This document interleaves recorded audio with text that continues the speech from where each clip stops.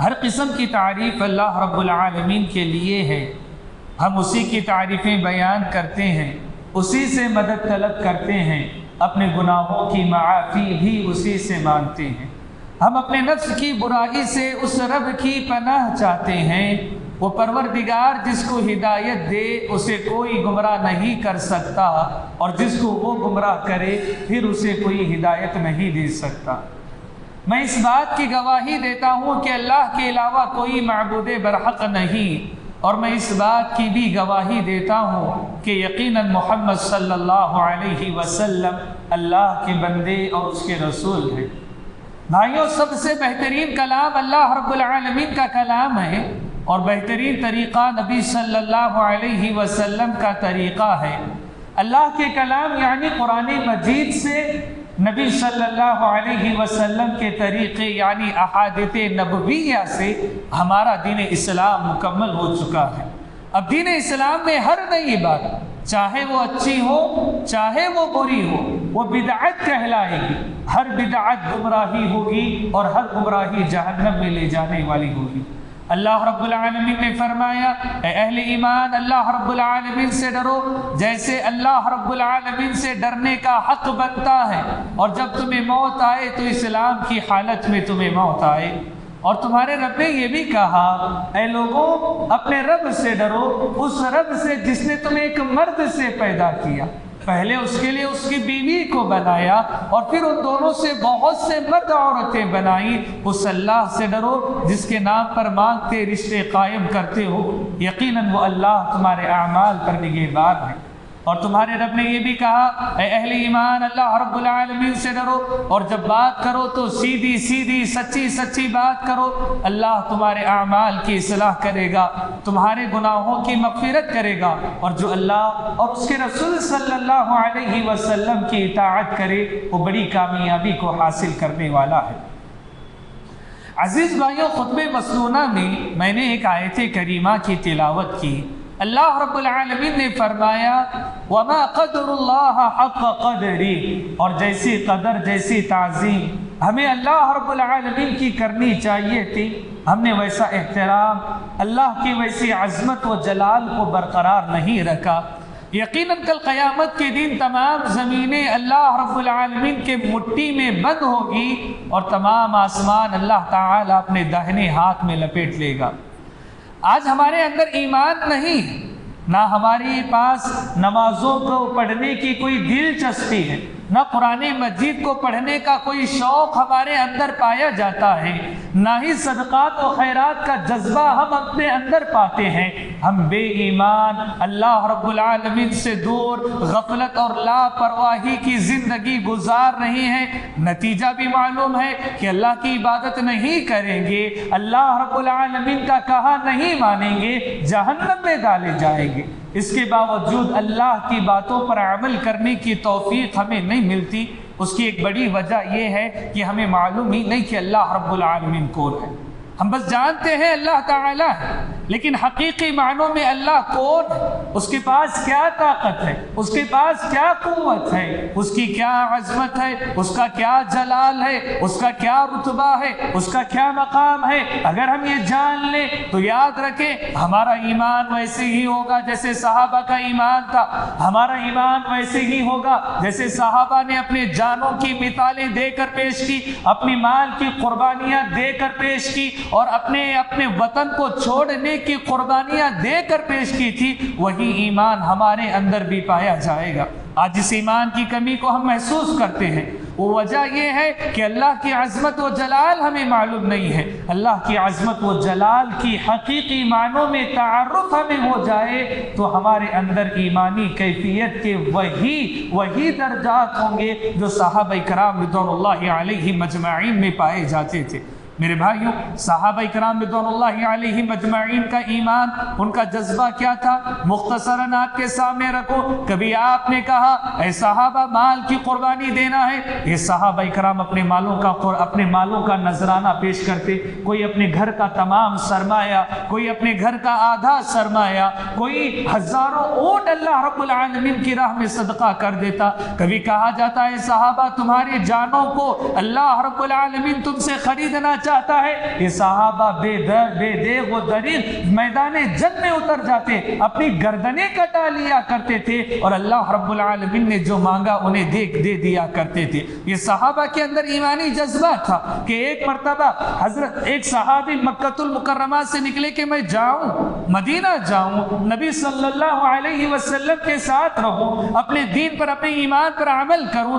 مکہ والوں نے روکا، کہا کہ تم تو جا سکتے ہو لیکن تم اپنی بیوی اور اپنے بچوں کو نہیں لے جا سکتے۔ کہنے لگے لے لو، میری بیوی لے لو، میرے بچوں کو لے لو، میرا راستہ چھوڑ دو، وہاں پر ایمان ہے، عمل ہے، میں وہاں پر چلا جاؤں گا۔ یہ قربانیاں پیش کرنے کا جذبہ صحابہ کے اندر تھا، ہمارے اندر کیوں نہیں ہے؟ وجہ یہ ہے کہ ہم اللہ رب العالمین کی عظمت و جلال سے بالکل ناواقف ہیں۔ ہمیں اللہ رب العالمین کی عظمت و جلال معلوم ہو جائے تو یقیناً ہمارے اندر بھی وہی کیفیتیں پیدا ہو جائے گی جو صحابہ کرام رضوان اللہ علیہ مجمعین میں تھی۔ آئیں میں آپ کو کچھ مثالوں کے ذریعے اللہ رب العالمین کی عظمت و جلال کو بتانے کی کوشش کروں کہ آپ جس رب کی عبادت کے لیے اٹھ کھڑے ہوتے ہیں وہ رب کتنی عظمتوں والا ہے۔ میں نے خطبہ مسنونہ میں جو آیت کریمہ پڑھی تھی، وما قدر اللہ حق قدری، کہ اللہ رب العالمین کی جیسی قدر، جیسی تعظیم ہمیں کرنی تھی ہم نے نہیں کی۔ کیا ہوتا ہے، ایک مرتبہ ایک یہودی عالم نبی محترم صلی اللہ علیہ وسلم کے پاس آتا ہے، کہتا ہے کل قیامت کے دن ہم اپنی کتابوں میں لکھا پڑھتے ہیں کہ کل قیامت کے دن اللہ اپنی ایک انگلی پر تمام آسمانوں کو، ایک انگلی پر تمام زمینوں کو، ایک انگلی پر تمام مخلوقات کو، ایک انگلی پر تمام خشک اور تر چیزوں کو، ایک انگلی پر تمام درختوں کو رکھے گا اور کہے گا آج کا بادشاہ میں ہوں۔ اسی طرح کے کچھ الفاظ اس یہودی عالم نے کہے، نبی کریم صلی اللہ علیہ وسلم مسکراتے ہیں، کہتے ہیں وَمَا قَدْرُ اللَّهَ حَقَّ قَدْرِ، اور جیسی تعظیم جیسی قدر ہمیں اللہ کی کرنی چاہیے تھی ہم نے نہیں کی، ویسی تعظیم ہم نے اللہ کا ویسے احترام نہیں کیا۔ قیامت کے دن یہ زمینوں کو اللہ تعالیٰ اپنی مٹھی میں بند کر لے گا، وہ آسمان جو کوسوں میل ہم سے دور پڑا ہوا ہے، جسے ایک نظر میں ہم دیکھ نہیں پاتے، اللہ تعالیٰ اس آسمان کو اپنے داہنے ہاتھ میں لپیٹ لے گا۔ یہ تمہارے رب کی عظمت و جلال ہے۔ حضرت ابراہیم علیہ السلام نے بھی اللہ کی عظمت و جلال کو معلوم کرنے کی کوشش کی۔ اللہ تعالیٰ سے سوال کیا ربی ارنی کیف تحیی الموتى، اللہ تعالیٰ میں یہ دیکھنا چاہتا ہوں تم مردوں کو کیسے زندہ کرتا ہے۔ اللہ نے کہا اولم تؤمن، ابراہیم کا ایمان نہیں ہے، کیا یقین نہیں ہے کہ ہم مردوں کو زندہ کر سکتے ہیں؟ کہنے لگے بلا ولکن لیطمئن قلبی، کیوں نہیں، ایمان ہے، یقین ہے، لیکن اپنے دل کو مضبوط کرنا چاہتا ہوں، اپنے دل کو اطمینان پہنچانا چاہتا ہوں، اس لیے اللہ میں تجھ سے یہ سوال کر رہا ہوں تو کہ تم مردوں کو کیسے زندہ کرتا ہے۔ اللہ نے کہا کہ ٹھیک ہے، فخذ أربعة من الطير فصرهن إليك ثم جعل على كل جبل منهن جزءا ثم ادعهن يأتينك سعيا، چار پرندوں کو لو، ذبح کر دو، ان کے گوشت کو چار مختلف پہاڑیوں پر رکھ دو، ثم ادعوهن يأتينك سعيا، اور اے ابراہیم پھر انہیں آواز لگاؤ، وہ تمہاری آواز کے جانب دوڑے دوڑے چلے آئیں گے۔ وہ چار پرندے جنہیں تم نے پکڑا، ذبح کیا، ان کے گوشت کو مختلف پہاڑیوں پر رکھ دیا، اللہ تعالیٰ نہ صرف تمہاری آواز پر ان چار مردہ پرندوں کو زندہ کرتا ہے بلکہ اس بات پر بھی مجبور کرتا ہے کہ وہ تمہاری طرف دوڑ کر آئے۔ اللہ تعالیٰ نے زندگی دے کر بتلایا یہ تمہارے رب کی عظمت و جلال ہے، اس کی طاقت ہے، اس کی قوت ہے۔ موسیٰ علیہ السلام نے بھی اللہ تعالیٰ سے کہا ربی ارنی ان انظر الیک، اللہ میں تجھے دیکھنا چاہتا ہوں۔ کہا لن ترانی، اے موسیٰ دنیاوی آنکھوں میں وہ طاقت نہیں ہے، وہ قوت نہیں ہے کہ وہ اللہ رب العالمین کا دیدار کر سکے، دنیاوی آنکھوں میں اتنی طاقت قوت ہے ہی نہیں۔ لیکن کہا تمہارا اصرار ہے، درخواست ہے، وَلَكِنِ انظُرْ إِلَى الْجَبَلِ فَإِنِ اسْتَقَرَّ مَكَانَهُ فَسَوْفَ تَرَانِي، وہ سامنے والی پہاڑی پر دیکھو، میں تجلی ظاہر کروں گا، اگر تجلی سے اس پہاڑ ٹکا رہے تب بات کریں گے۔ فَلَمَّا تَجَلَّى رَبُّهُ لِلْجَبَلِ جَعَلَهُ دَكًّا وَخَرَّ مُوسَىٰ صَعِقًا، اللہ نے جیسی ہی اپنی تجلی ظاہر کی، کیا ہوا؟ پہاڑ پورا ریزہ ریزہ ہو گیا اور موسیٰ علیہ السلام بے ہوش ہو گئے۔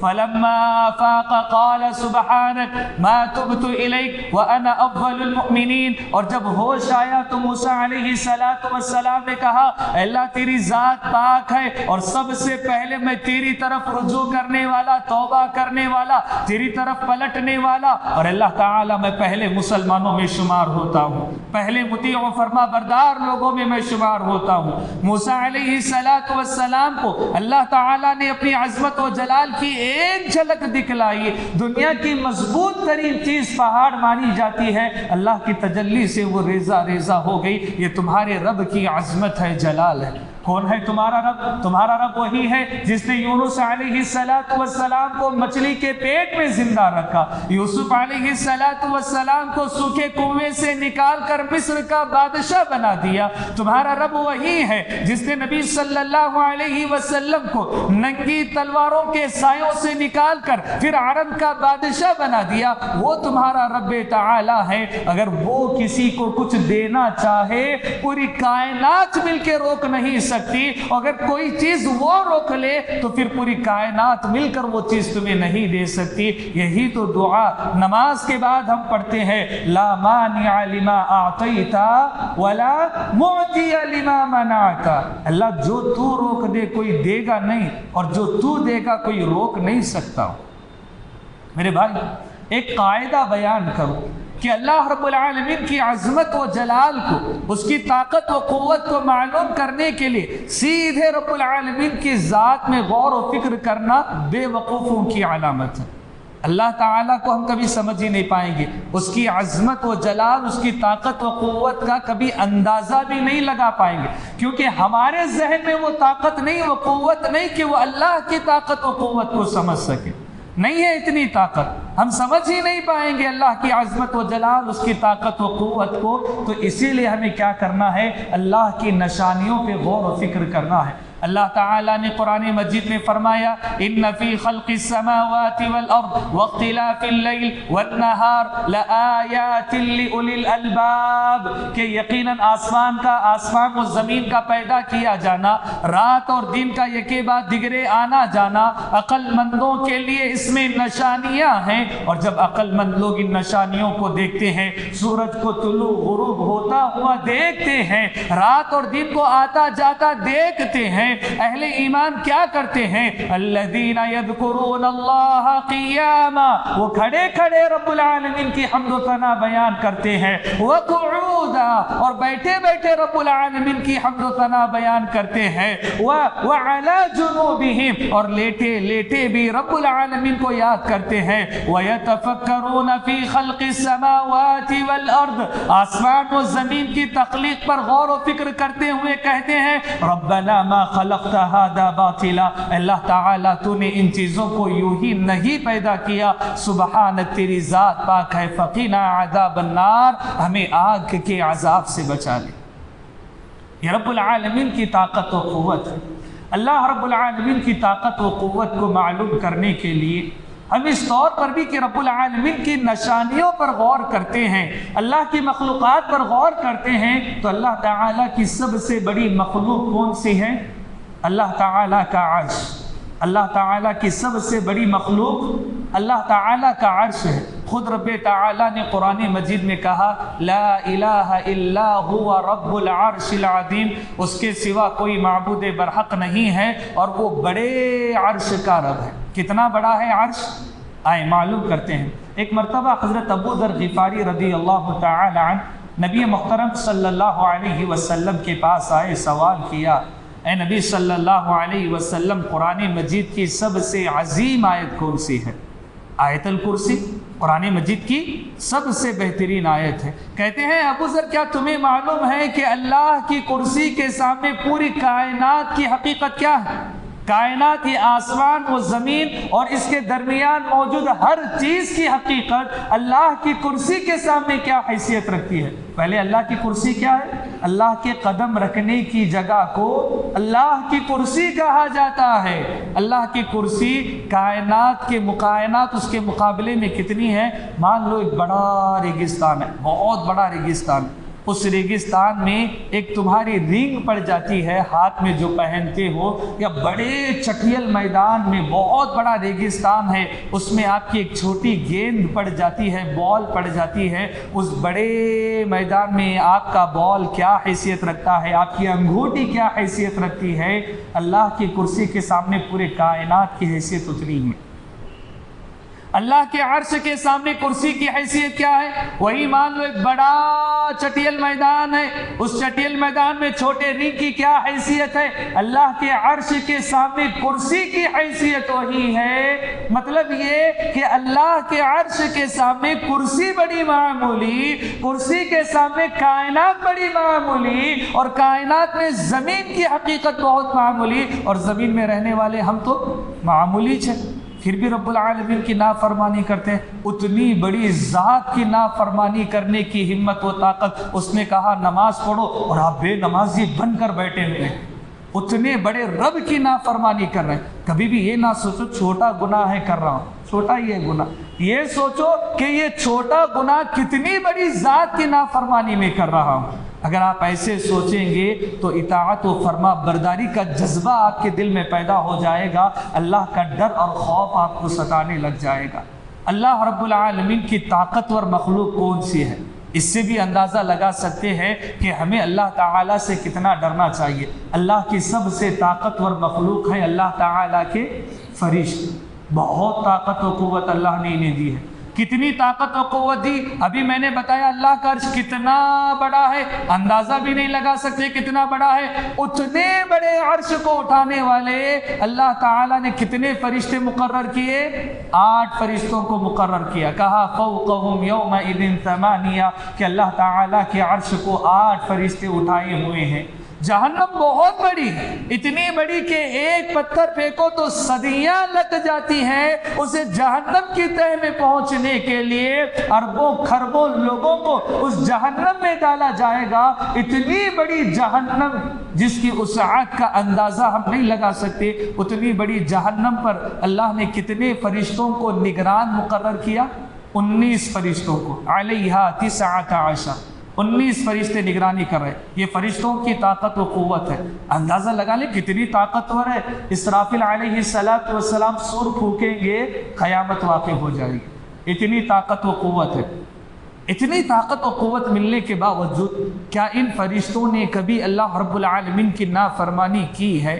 ہم سے زیادہ تعداد ہے فرشتوں کی، ہم جتنے ہیں اس سے بہت زیادہ تعداد ہے فرشتوں کی، لیکن اس کے باوجود فرشتے کبھی بھی رب العالمین کی نافرمانی نہیں کرتے۔ اللہ نے کہا لا یعصون اللہ ما امرہم ویفعلون ما یؤمرون، وہ کبھی اللہ کی نافرمانی نہیں کرتے، اور اللہ جس بات کے کرنے کا کہتا ہے وہ کر گزر جاتے ہیں۔ یہ فرشتوں کی اطاعت و فرما برداری ہے۔ فرشتوں کے سردار حضرت جبرائیل علیہ السلام بڑی طاقت و قوت والے ہیں، سب سے بڑی امانت اور ذمہ داری کا کام انہی کو سونپا گیا تھا، وحی کے لانے کا کام انہی کو دیا گیا، ان کی عظمت ان کی طاقت و قوت کی وجہ سے۔ لیکن یہ حضرت جبرائیل علیہ السلام کا معاملہ کیا ہے؟ معراج کی رات ہے، نبی صلی اللہ علیہ وسلم اور حضرت جبرائیل ملائے اعلیٰ سے گزر رہے ہیں۔ ملائے اعلیٰ کہتے ہیں وہ مقام جہاں پر اللہ کے مقرب فرشتے ہوتے ہیں، اللہ کی سب سے قربت والی جگہ کو کہتے ہیں ملائے اعلیٰ، وہاں جو فرشتے ہوتے ہیں ان کے رہنے کی جگہ کو کہتے ہیں ملائے اعلیٰ۔ اس قریبی جگہ سے گزر رہے ہیں، نبی کریم صلی اللہ علیہ وسلم نے دیکھا کہ حضرت جبرائیل کی حالت اللہ کے ڈر سے، اللہ کے خوف سے پرانا بوسیدہ کپڑے کی طرح ہو چکی ہے۔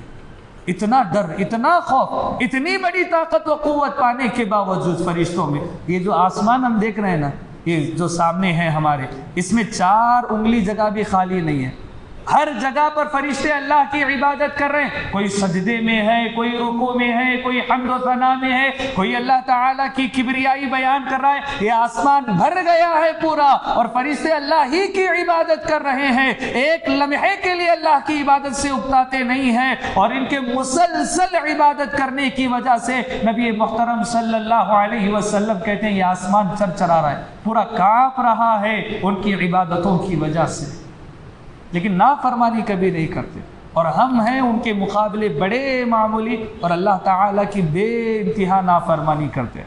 خیر یہ بات آسمانوں کی ہوئی، زمینوں سے کچھ نشانیاں بتاؤ۔ زمین پر بھی ہماری طرح ایک اور مخلوق رہتی ہے، جنات ہم اسے کہتے ہیں، اللہ تعالیٰ کی طاقت اور مخلوق ہے۔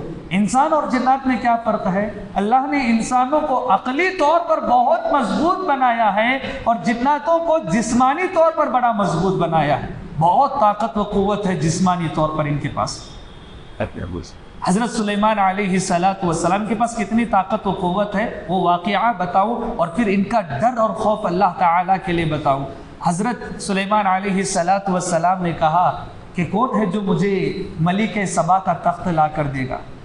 ایک قوی ہیکل طاقتور جن اٹھ کھڑا ہوتا ہے، کہتا ہے ان تقوم من مقامک وانی علیہ لقوی امین، کہ آپ یہاں سے اٹھیں، اپنی مجلس برخاست کریں، اس سے پہلے میں وہ تخت لا کر آپ کے سامنے حاضر کر دوں گا۔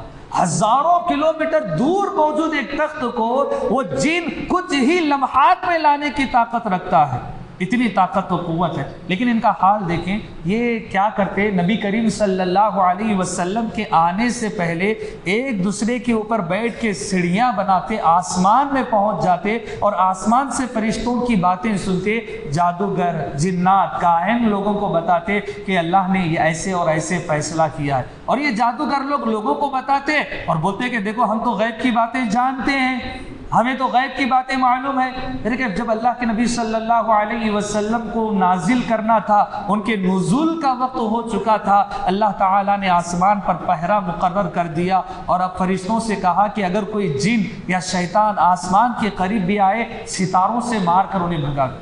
اب کوئی ستارہ ٹوٹ رہا تو ہاتھ جوڑ کے اس سے اپنی تقدیر کے فیصلے بدلنے کی دعا نہیں کرنا، وہ شیطان یا جن کو مار بھگانے کے لیے ہے، اسے دیکھ کے دعائیں نہیں کی جاتی، یہ تقدیر نہیں ہے، یہ اسلام نہیں ہے، یہ کافروں کا مذہب ہے۔ لیکن کچھ اہل اسلام بھی اس کو ایسے ہی سمجھتے ہیں۔ بہرکیف پورے آسمان پر پہرا مقرر ہوا، اب کوئی جن یا شیطان آ رہا ہے، فرشتے ستارے پھینک کے مار رہے ہیں اسے۔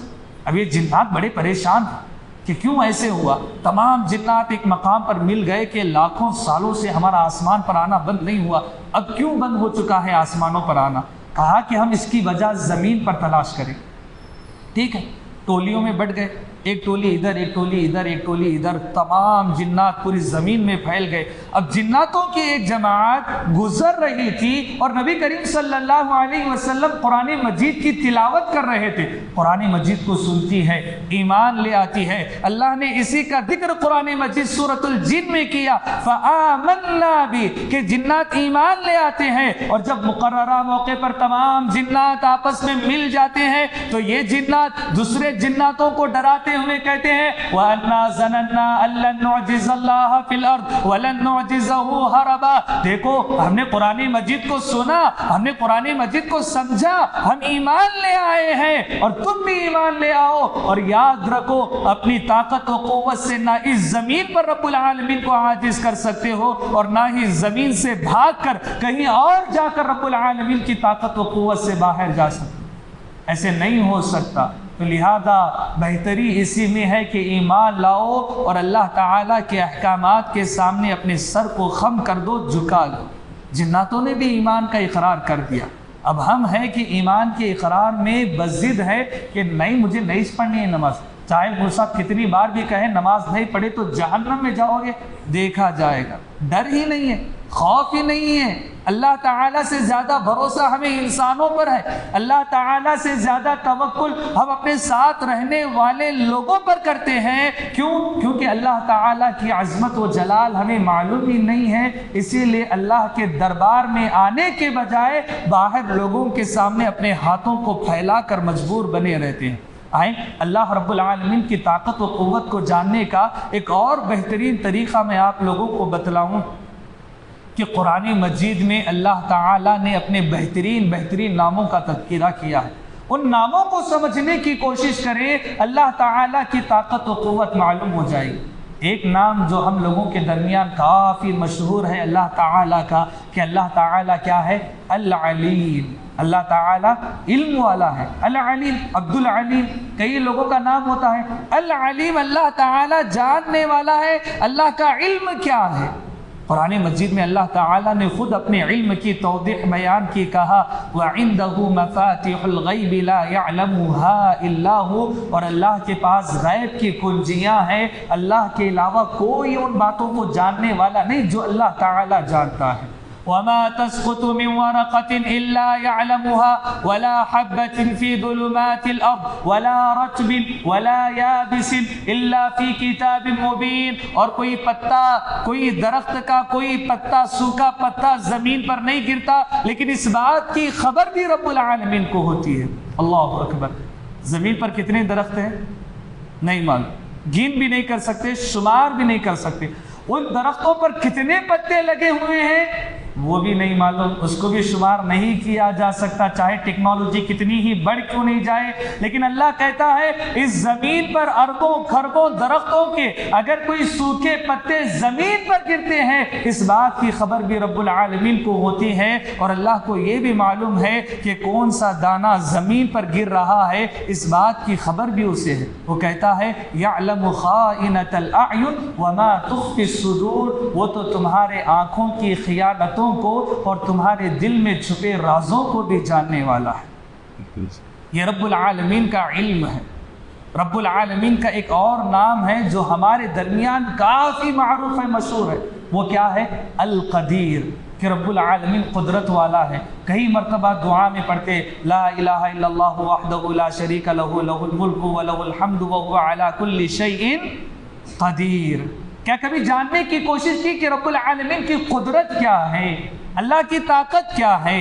وہ جو آدم علیہ السلام کو بغیر ماں باپ کے پیدا کر دیا، حوا علیہ السلام کو بغیر باپ کے پیدا کر دیا، بغیر عورت کے پیدا کر دیا، عیسیٰ علیہ السلام کو بغیر باپ کے پیدا کر دیا، صالح علیہ السلام کی اونٹنی کو پتھروں کے درمیان سے نکال دیا۔ یہ رب العالمین کی قدرت ہے۔ وہ کہتا ہے کن، تو چیزیں کیا ہوتی ہے؟ فیکون، جو چاہے وہ کرے۔ یہ رب العالمین کی قدرت ہے۔ اسی طریقے سے اللہ رب العالمین کا ایک اور نام ہے سمیع، کہ اللہ تعالیٰ سننے والا ہے۔ اللہ کیسے سنتا ہے؟ آپ انگریزی میں پکارو وہ سنے گا، آپ اردو میں پکارو وہ سنے گا، آپ تیلگو میں پکارو وہ سنے گا، آپ کسی زبان میں بھی پکارو، چاہے وہ جاپانی زبان ہو یا چائنیز ہو، اللہ تعالیٰ آپ کی ہر بات کو سمجھنے والا ہے۔ بسا اوقات آپ اسے نہ بھی پکارو تب بھی رب العالمین آپ کو سمجھنے والا ہے۔ یہ رب العالمین کی قوت سماعت۔ حضرت عائشہ رضی اللہ تعالی عنہ کہتی ہے ایک مرتبہ گھر میں بیٹھی ہوں، نبی صلی اللہ علیہ وسلم کے گھر کیسے تھے؟ مسجد نبوی سے جڑے ہوئے تھے، آپ کے گھر کے دروازے مسجد نبوی میں کھلتے تھے۔ کہتے ہیں میں گھر میں بیٹھی ہوں، ایک خاتون آئی اور نبی صلی اللہ علیہ وسلم سے بات کر رہی۔ کیا بات ہو رہی ہے سنائی نہیں دے رہا، یعنی گفتگو سرگوشی کی آوازیں تو آ رہی ہے، باتیں سمجھ میں نہیں آ رہی ہے کیا ہو رہا ہے، خسر خسر کی آواز آ رہی ہے خالی۔ اما عائشہ رضی اللہ تعالی عنہ بے چین کیا باتیں ہو رہی ہیں؟ وہ عورت کیا شکایت لے کر آئی تھی کہ میرے شوہر نے میرے ساتھ زہار کیا۔ زہار ایک مسئلہ ہے جو پچھلے زمانے میں تھا، اب تو ہمارے درمیان نہیں ہے۔ عورت کو طلاق دینے کا ایک طریقہ تھا زہار کے ذریعے۔ وہ اس نے کہا کہ میرے شوہر نے میرے ساتھ زہار کر لیا، میں کیا کروں؟ اور نبی صلی اللہ علیہ وسلم کہتے ہیں زہار کے مسئلے پر ابھی کچھ بھی نازل نہیں ہوا، یہ عورت ابھی بحث کر رہی ہے۔ اما عائشہ دور بیٹی کہتی ہے سنائی نہیں دے رہا، خالی خسر خسر کی آواز آ رہی ہے۔ اللہ تعالیٰ نے قرآن مجید میں آیت نازل کی، کہا قد سمع اللہ قول التی تجادلک فی زوجہا وتشتکی الی اللہ۔ اللہ تعالیٰ نے اس عورت کی آواز کو سن لیا جو اپنے شوہر کی شکایت کو لا کر آپ سے بحث و تکرار کر رہی ہے، اور اللہ تعالیٰ نے پھر اس کے مسئلے پر قرآن مجید کی آیتیں بھی نازل فرما دی۔ تمہارا رب السمیع ہے، سننے والا، وہ سنتا ہے، بس آپ کو پکارنے کی ضرورت ہے۔ کچھ لوگوں کا یہ گمان ہے، یہ خیال ہے کہ اللہ تعالیٰ میری کیوں سنے گا، میری کیوں سنے گا؟ اللہ سنے گا پیروں کی، مرشدوں کی، نبیوں کی، ولیوں کی، میری کیوں رب العالمین سنے گا؟ آپ کی سنتا ہے یا نہیں سنتا ہے رب العالمین؟ شک ہے کہ ڈائریکٹلی نہیں سن رہا، کسی کے ذریعے جاؤں گا تو ہی رب العالمین سنے گا۔ ایک اسرائیلی واقعہ بیان کرتا ہوں آپ لوگوں کے سامنے۔ کہ اللہ تعالیٰ آپ چاہے جتنے بھی بڑے مجرم کیوں نہ بن جاؤ، کتنے بھی زیادہ گناہ کیوں نہ کر لو، اللہ تعالیٰ آپ سے سنے گا آپ کو، اور آپ کی ضرورت کو بھی اللہ تعالیٰ پورا کرے گا۔ آپ کو ضرورت نہیں ہے کہ کسی پیر اور مرشد کے ذریعے ہی اللہ کو سناؤ، آپ ڈائریکٹلی بھی اللہ تعالیٰ کو سنا سکتے۔ چنانچہ حضرت موسیٰ علیہ السلام کے زمانے میں بارش نہیں ہو رہی، قحط سالی پڑی ہوئی ہے، سخت دھوپ پڑی ہوئی ہے۔ لوگوں نے کہا اے موسیٰ آپ تو کلیم اللہ ہیں، اللہ سے بات کرنے والے ہیں، آپ اللہ سے دعا کرو کہ بارش نازل کر دے۔ موسیٰ علیہ السلام نے اللہ سے دعا کی، اللہ سے بات کی، اللہ بارش برسا دے۔ اللہ تعالیٰ نے کہا اے موسیٰ تمہاری قوم میں ایک آدمی ہے جو بہت گنہگار ہے، بہت زیادہ گنہگار ہے، ہر گناہ کا مرتکب ہو چکا ہے، اور جب تک وہ رہے گا اس قوم میں بارش نازل ہونے والی نہیں۔ موسیٰ علیہ السلام نے قوم کے لوگوں کو جمع کیا، کہا کہ کوئی ایک ہے گنہگار، اس کی بدبختی پوری قوم پر چھائی ہوئی، بارش نازل نہیں ہو رہی ہے، وہ چھوڑ کر چلا جائے ہم کو تو ہمارے اوپر اللہ کی رحمت نازل ہو جائے۔ اب وہ جو بدکار آدمی تھا، گنہگار، وہ سمجھ گیا کہ موسیٰ علیہ السلام کا اشارہ میری طرف، لیکن اگر میں لوگوں کے سامنے سے اٹھ کے چلا جاؤں لوگ تھوکیں گے مجھے، ارے یہی وہ بدبخت تھا جس کی وجہ سے رحمت الہی ہم سے روکی ہوئی تھی، یہ تو بڑی شرمندگی کی بات ہو جائے گی، کیا کروں؟ اللہ سے معافی مانگ لیتا ہوں۔ دل ہی دل میں اللہ تعالیٰ سے گریہ گزاری کرنے لگا، اللہ معاف کر دے، آئندہ گناہ نہیں کروں گا، تیرا اشارہ میری طرف ہے، مجھے معلوم ہے تو مجھے معاف کر دے۔ آنن فان بارش شروع ہو گئی، پورے لوگ پریشان، سب موسیٰ کے پاس گئے، بولا علیہ السلام ہماری قوم سے کوئی نکلا ہی نہیں تو بارش کیسے ہوگی؟ آپ نے کہا تھا نا کوئی ایک ہے وہ نکلے گا تو بارش ہوگی، ہماری قوم سے کوئی نکلا ہی نہیں تو بارش کیسے ہوگی؟ صاحب میں بھی بڑا حیرت میں ہوں، پریشان میں ہوں، اللہ سے پوچھوں گا۔ اللہ کے پاس گئے، پوچھا اللہ بارش کیسے نازل ہوئی؟ بولا اللہ تعالیٰ نے، اس بندے نے مجھ سے معافی مانگ لی اور میں نے اس کو معاف کر دیا اور میں نے بارش نازل فرما دی۔ موسیٰ علیہ السلام نے سوال کیا اللہ وہ کون تھا؟ اللہ نے کیا کہا پتہ ہے؟ وہ میرے اور میرے بندے کا معاملہ ہے، میں تمہیں نہیں بتا سکتا۔ تو آپ گنہگار ہیں، آپ خطا کار ہیں، اگر آپ کا خیال ہے اللہ مجھ سے نہیں سنے گا، مجھے کسی ولی مرشد پیر کی ضرورت پڑے گی تاکہ میں اللہ تک اپنی بات کو پہنچا سکوں، تو آپ ایک غلط فہمی میں ہے۔ اللہ سیدھے آپ کو سنے گا اور آپ کی ہر ضرورت کو بھی رب العالمین پورا کرنے پر قادر ہے، بس آپ کو اس سے سوال کرنا ہے، اس سے مطالبہ کرنا ہے۔ یہی چیز تو اللہ نے کہا السمیع، کہ وہ سننے والا ہے، وہ کہتا ہے وَنَحْنُ اقرب الیہ من حبل الورید، کہ وہ تم سے تمہاری شہرت سے بھی زیادہ قریب ہے۔ وہ کہتا ہے ادعونی استجب لکم، مجھے پکارو میں تمہاری پکار کو سننے والا ہوں۔ وہ کہتا ہے یا عبادی الذین اسرفوا علی انفسہم لا تقنطوا من رحمت اللہ، اے میرے بندو اپنے گناہوں پر مایوس نہ ہونا کہ اتنے گناہ کر لیے ہیں، میں اپنی رحمت سے پورے گناہ تمہارے معاف کر دوں گا۔ یہ رب العالمین السمیع ہے، وہ سننے والا ہے۔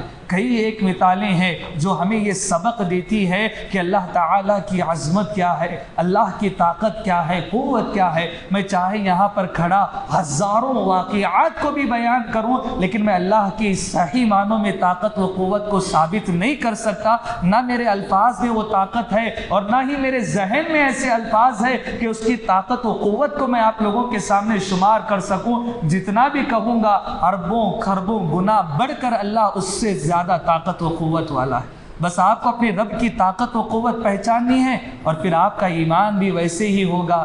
آپ بھی نمازوں کے لیے دوڑیں گے، آپ اپنے کاروبار سے زیادہ اللہ سے محبت کرنے لگیں گے، اپنی بیوی بچوں سے زیادہ اپنی ایمان، اپنے جنت اور جہنم کی فکر کرنے لگو گے۔ بس ضرورت اس بات کی ہے کہ اس کی عظمت و جلال کو پہچاننے کی کوشش کرو۔ اللہ سے دعا ہے اللہ تعالیٰ کتاب و سنت کی باتیں سمجھنے کی توفیق عطا فرمائے، اللہ کی عظمت و جلال کو سمجھنے کی توفیق عطا فرمائے، اللہ کی طاقت و قوت کو سمجھنے کی توفیق عطا فرمائے، اس کی نشانیوں میں غور و فکر تدبر کرنے کی توفیق عطا فرمائے۔ اقول قولی ھذا استغفر اللہ لی ولکم ولسائر المسلمین، آمین۔